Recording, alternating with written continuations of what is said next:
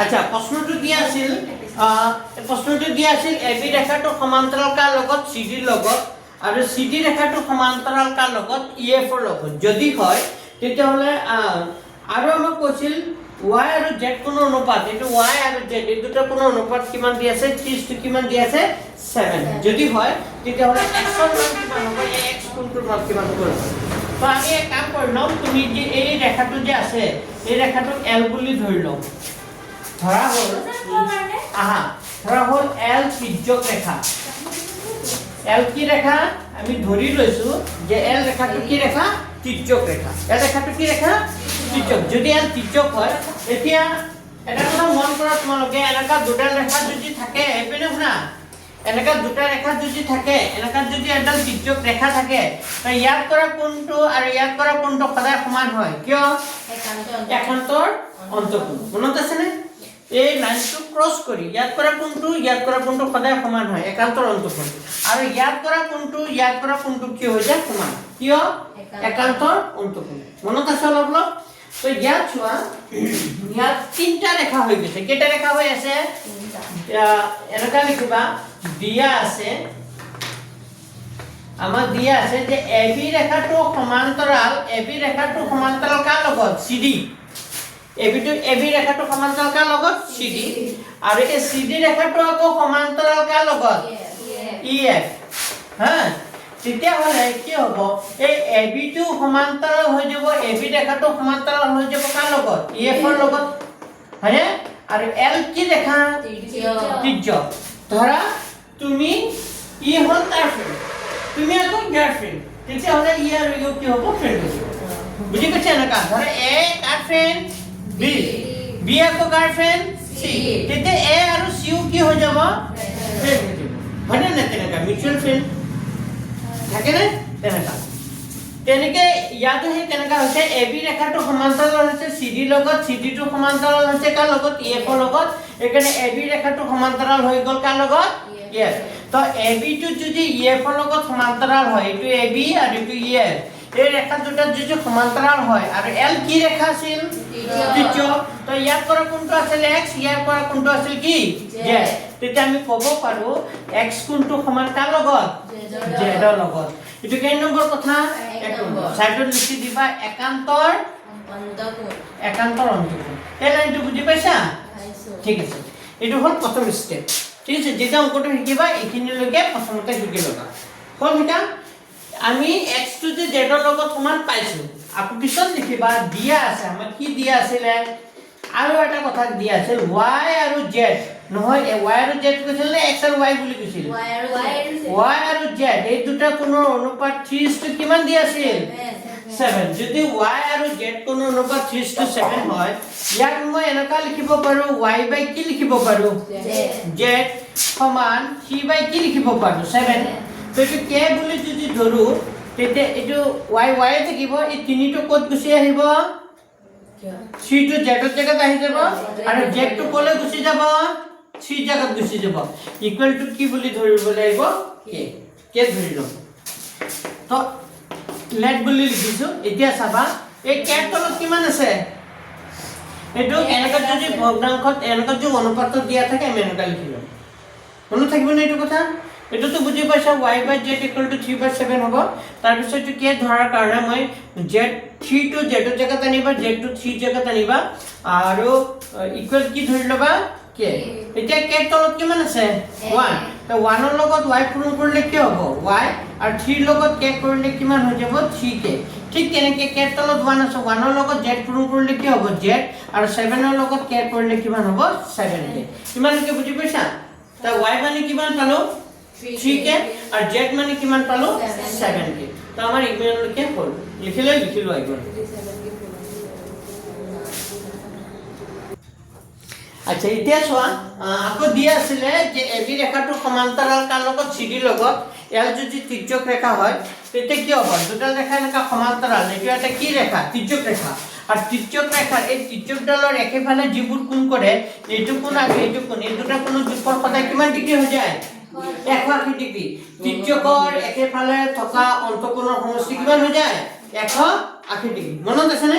তো এইটো এবি ৰেখাটো সমান্তৰাল সিডিৰ লগত এক তিৰ্যক ৰেখা সেই তিৰ্যকডালৰ একেফালে থকা অন্তকোণটোতে কি হ'ব x আৰু কি হ'ব y তো x আৰু y এই দুটা কোণৰ যোগফল কিমান ডিগ্ৰী হ'ব এবি ৰেখাটো সমান্তৰাল কাৰ লগত সিডিৰ লগত তো x আৰু y এই x আৰু y এই দুটা কোণ যোগ কৰিলে কিমান ডিগ্ৰী হৈ যাব 180 ডিগ্ৰী কি হ'ব গম পালা নেনে বুজাইছিলা এইটো এটা ফৰ্মুলা আছিল দুডাল ৰেখা যদি সমান্তৰাল হয় এডাল যদি তিৰ্যক ৰেখা টানি দিয়া আৰু তিৰ্যকডালৰ একেফালে যি দুটা অন্তকোণ হ'ব অন্তকোণ মানে ভিতৰৰ এই সমান্তৰাল ৰেখা দুটাৰ ভিতৰত যি দুটা কোণ হ'ব একেফালে এই তিৰ্যক ৰেখাডালৰ একেফালে যি দুটা কোণ হ'ব এই দুটা কোণৰ যোগফল কিমান ডিগ্ৰী হৈ যায় 180 সাইডত লিখি দিবা তিৰ্যকৰ একেফালে থকা এফালে লিখি দিবা আৰু তিৰ্যকৰ একেফালে থকা আহা তিৰ্যকৰ একেফালে থকা অন্তকোণৰ কি হ'ব সমষ্টি তিৰ্যকৰ একেফালে থকা অন্তকোণৰ সমষ্টি কিমান ডিগ্ৰী হৈ গ'ল 100 কিমান ডিগ্ৰী 80 ডিগ্ৰী তো x মানে কিমান আমি জানিব লাগিব x মানে x টো আকৌ কাৰ লগত সমান আছিল z ৰ লগত তো x ৰ জায়গাত আমি কি বুলি লিখিব পাৰো z বুলি লিখিব পাৰো পাৰানে বুজি x টো কাৰ লগত সমান আছিল z এইকাৰণে x ৰ জায়গাত কি লিখি দিব z লিখি দিব প্লাস y y থাকিব ইকুয়াল টু কিমান ডিগ্ৰী হ'ব 180 এই কথাটো ক'ৰ পৰা পালা 1 ৰ পৰা সাইডত লিখি দিবা 1 ৰ পৰা কাৰণ x টো z ৰ লগত সমান আছিল z ৰ জায়গাত আমি কি লিখিব পাৰো z ৰ জায়গাত আমি কি লিখিব পাৰো 7k আৰু y ৰ জায়গাত কি লিখিব পাৰো 3k ইকুয়াল টু কিমান ডিগ্ৰী 180 ডিগ্ৰী তো 7k 3k কিমান হৈ যাব 10k ইকুয়াল টু কিমান ডিগ্ৰী হ'ব 180 ডিগ্ৰী যেটা আমাক কি লাগিব যেটা আমাক কি লাগিব কে লাগিব এটা 180 ডিগ্ৰী ওপৰত আছে 10 টো কলে আহি যাব তললৈ 00 কাটা গল তাৰ মানে কে মানে কিমান ডিগ্ৰী হ'ব 18 ডিগ্ৰী কে মানে 18 ডিগ্ৰী হয় তেতিয়া হলে x টো সমান আছে কাৰ লগত x টো সমান আছে কাৰ লগত z আৰু z মানে কিমান আছিল z মানে 7k আছিল নে চোৱা z মানে কিমান কে ধৰিছিলো z মানে কি ধৰিছিলো 7k তুমি পিছত লিখাই নাই নে ইমান লগি আছিল আচ্ছা z মানে 7k হলে 7 * 18 ডিগ্ৰী হ'ব তাৰ মানে 100 কিমান ডিগ্ৰী হ'ব 58 হাতে পিছত পাব হয়নে 7 * 18 কৰিলে কিমান হ'ব 126 ডিগ্ৰী তাৰ মানে আমাৰ ওলাব দিছিল কাৰ মান ওলাব দিছিল x ৰ মান না x = কিমান ডিগ্ৰী হ'ব 100 এইটো তুমি এটা বুজি পাইছা হ্যাঁ কোনখিনি টানা পাইছা নব এইটো 6.2 কোনখিনি এইখিনি এইখিনি বুজি পাইছা এতিয়া কিয় হ'ল এইটো ধৰ্ম মানে এবি ৰেখাটো সমান্তৰাল সিডি এল তিৰ্যক ৰেখা হলে এই তিৰ্যকটাৰ কলে একেফালে যি দুটা কোণ কৰিবে দুটা কোণৰ যোগফল সদায় কিমান ডিগ্ৰী হৈ যায় 180 ডিগ্ৰী এই সাইডত লিখি দিবা তিৰ্যকৰ একেফালে থকা অন্তকোণৰ সমষ্টি হ'ব তো এটা অংক চাব লাগিব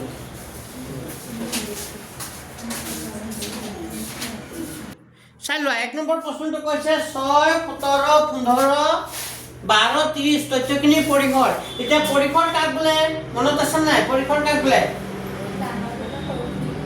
উচ্চ সীমাৰ পৰা নিম্ন সীমাৰ পাৰ্থক্যকে কি বুলি কয় পৰিসৰ তো ইয়াত সবচেয়ে উচ্চ সীমা কি হ'ব সবচেয়ে হাইয়েস্ট কি হ'ব 30 হ'ব হাইয়েস্ট কিমান হ'ব 30 সবচেয়ে উচ্চ সীমাটো 30 সো নিম্ন সীমা 6 তেতিয়া হলে 6 তেতিয়া হলে 30 ৰ পৰা 6 গুছি গলে কি হ'ব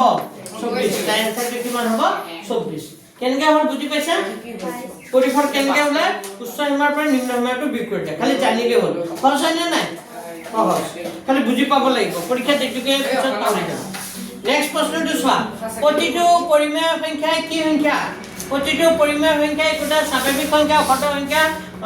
বাস্তৱ সংখ্যা পূৰ্ণ সংখ্যা মই তোমালোকক এটা কথা কৈছিলো সৰুৰ পৰা কি হ'ব পাৰে ডাঙৰ হ'ব পাৰে কিন্তু ডাঙৰৰ পৰা কি হ'ব নোৱাৰে প্ৰথমতে আহে স্বাভাৱিক মানে তাৰ পিছত আহে পূৰ্ণ তাৰ পিছত কি অখণ্ড তাৰ পিছত কি আহে পৰিমেয় তাৰ পিছত আহে পৰিমেয় তাৰ পিছত অপৰিমেয় তাৰ পিছত বাস্তৱ সংখ্যাটো সবচেয়ে ডাঙৰ তো প্ৰতিটো পৰিমেয় সংখ্যা স্বাভাৱিক সংখ্যা হ'ব পাৰিব জানো নোৱাৰে পৰিমেয় সংখ্যাবোৰ স্বাভাৱিক সংখ্যা হ'ব নোৱাৰে কাৰণ 1/2 এটা পৰিমেয় সংখ্যা ই স্বাভাৱিক সংখ্যা হয় জানো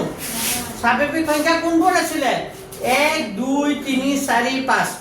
পৰিমেয় সংখ্যাবোৰ পূৰ্ণ সংখ্যা হ'ব পাৰে জানো নোৱাৰে তো 1/2 এটা পৰিমেয় সংখ্যা কিন্তু পূৰ্ণ সংখ্যা নহয় পূৰ্ণ সংখ্যা কি আছিলে 0 1 2 3 4 5 6 ৰিভিজন কৰিবা প্ৰথম পাঠৰ পৰা অখণ্ড সংখ্যা প্ৰতিটো পৰিমেয় সংখ্যা অখণ্ড সংখ্যা হ'ব পাৰে নেকি নোৱাৰে অখণ্ড সংখ্যা কোনবোৰ আছিলে 0 1 2 3 4 5 6 যিমান আছে -1 -2 -3 -4 -5 যিমান আছে হয়নে কিন্তু 1/2 এটা কি সংখ্যা পৰিমেয় কি নহয় অখণ্ড নহয় তাৰ মানে তিনটা হ'ব নোৱাৰে কোনটো হ'ব কাৰেক্ট অপচনটো বাস্তৱ সংখ্যা তো উত্তৰটো কি সংখ্যা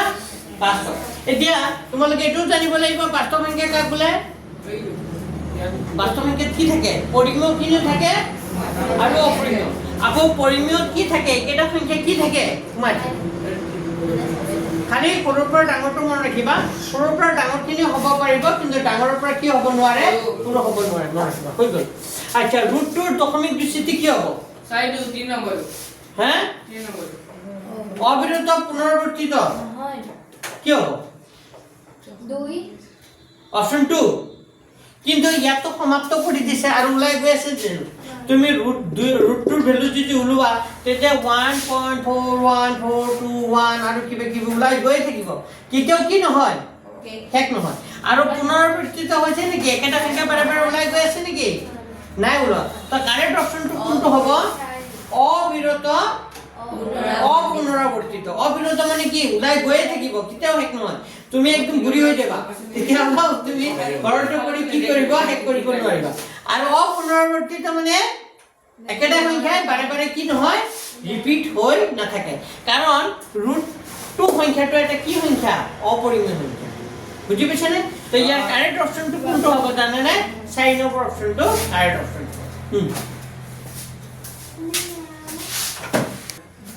আচ্ছা এইটো চোৱা 81 তাৰ পাৱাৰ -2 আছে মানে সেকেন্ড ব্ৰেকেট আছে আকৌ 1/4 আছে তো 81 -2 পাৱাৰ -2 লিখিছো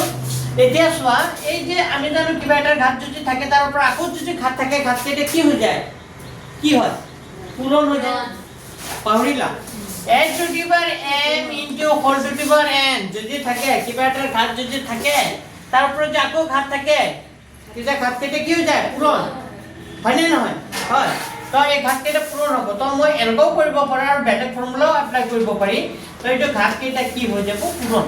-2 ইনটু 1/4 তেতিয়া কি হ'ব 2 দুগুণে কিমান হ'ব 4 তাৰ মানে 81 মাইনাস আছে তাৰ পাৱাৰ কিমান হ'ব -1/2 হয়নে আচ্ছা 81 মানে আমি কি লিখিব পাৰো 81 মানে আমি কি লিখিব পাৰো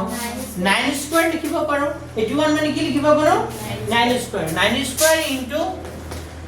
-1 বাই কি থাকিল 2 তো 2 কি গল কাটি গল তে মাইনাস এটো কি থাকিলে 9 9 এর পাওয়ার কি থাকিল -1 ঠিক আছে আচ্ছা আমি আৰু এটা কথা জানো কিবা এটা ঘাত যদি মাইনাসত থাকে তে 1 বাই তার ঘাত এই বস্তুটোৰ ঘাত কি হৈ যায় প্লাসত তার মানে 9 এর পাওয়ার মাইনাস মানে কি 1 বাই 9 এর পাওয়ার কি হৈ যাব 1 লিখে জানো নিলিখে তো 1 বাই 9 আছে কি অপশন আছে এটো কারেক্ট অপশনটো হ'ব লাগে 1 বাই 9 হ'ব লাগে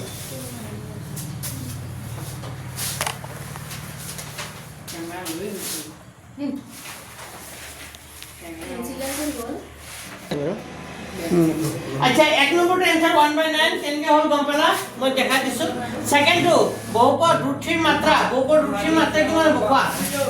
0 ইয়েস ভেৰি গুড উত্তৰটো কি হ'ব 0 এটি কি হ'ব x + 3 হোল কিউবৰ বিস্তাৰত x ৰ সহগ 27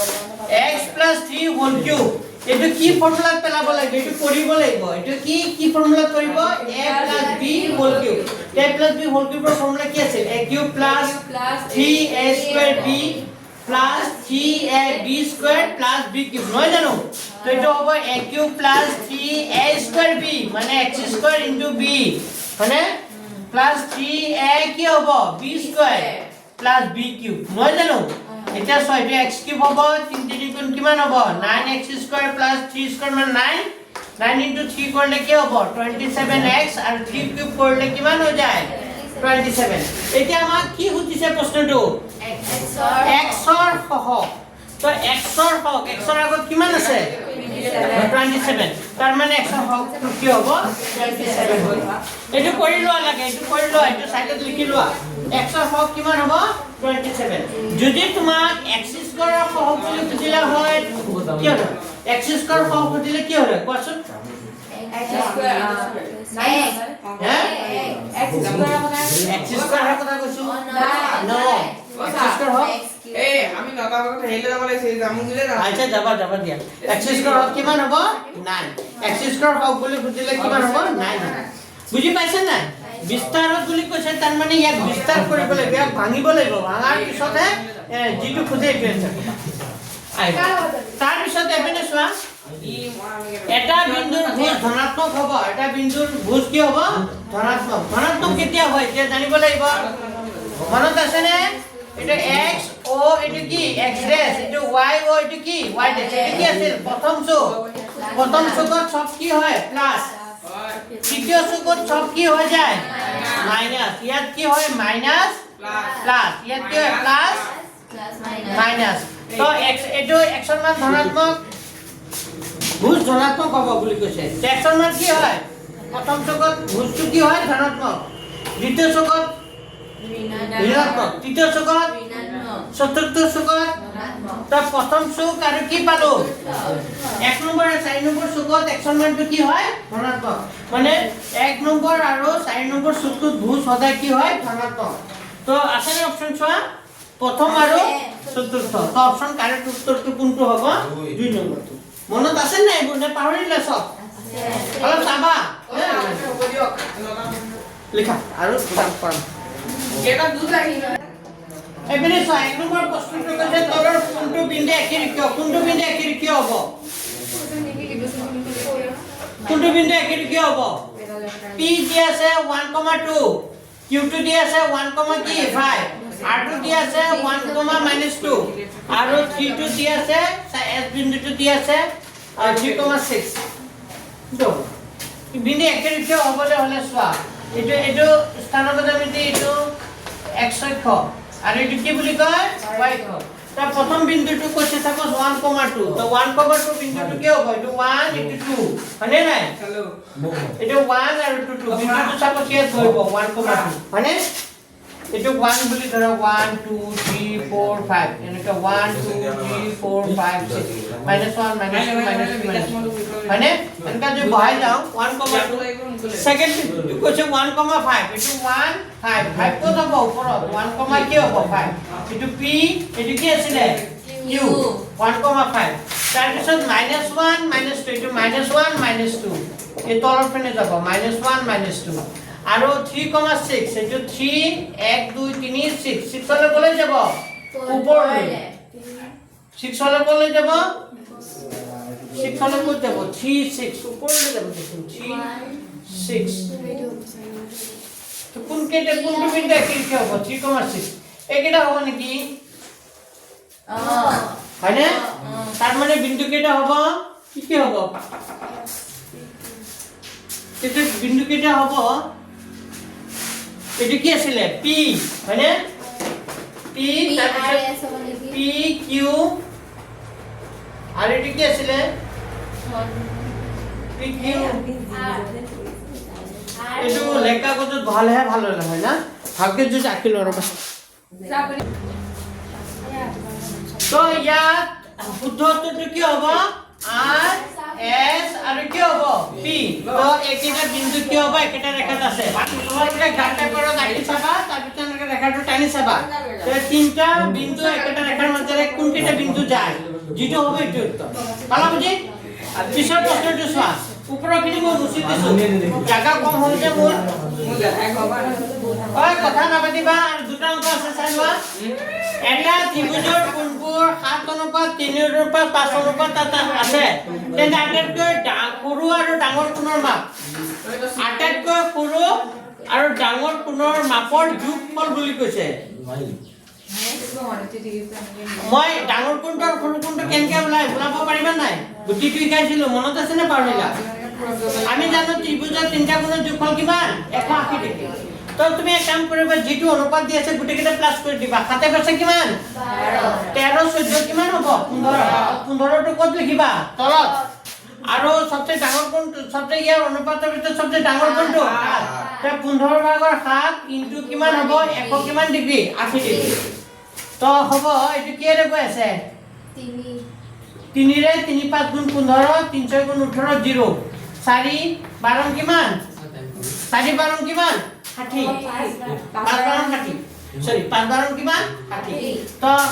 7 দুগুণে কিমান হ'ব 7 দুগুণে 7 দুগুণে 14 যায় 7 12 14 কি মানে ডাঙৰ কোণটো হ'ব 84 ডিগ্ৰী ডাঙৰ কোণটো কিমান 84 ঠিক আছে নে পুৰণটো আৰু সৰু কোণটো হ'ব 15 ভাগৰ কিমান হ'ব 3 ইনটু 180 ডিগ্ৰী হয়নে তো আমি জানো 15 ৰে 180 ডিগ্ৰী কিমান বাৰ যায় 12 বাৰ তো 3 বাৰ কিমান হ'ব 3 বাৰ কিমান হ'ব 36 ডিগ্ৰী তো মানে আমি ডাঙৰ কোণটো পালো 84 ডিগ্ৰী সৰু কোণটো পালো কিমান ডিগ্ৰী 36 ডিগ্ৰী দুটা প্লাস কৰি দিয়া 6 7 2 0 1 8 9 10 11 1 12 তাৰ মানে শুদ্ধটো কোণটো হ'ব 100 কিমান ডিগ্ৰী 20 ডিগ্ৰী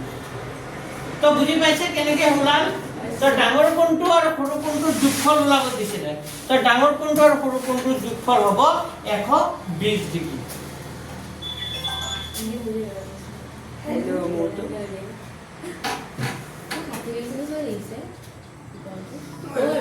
বই করে দেখো বই লিখা এটা তুমি আজমান হুঁকলা ছুটি হ'ব আৰু যাবলে তুমি এইটো এটা আছে তুমি কাকুলি তাহলে মুছি দিওঁ স্যার আওয়াজ আছে বলি তো পাৰত আছে এইটো মুছি দিওঁ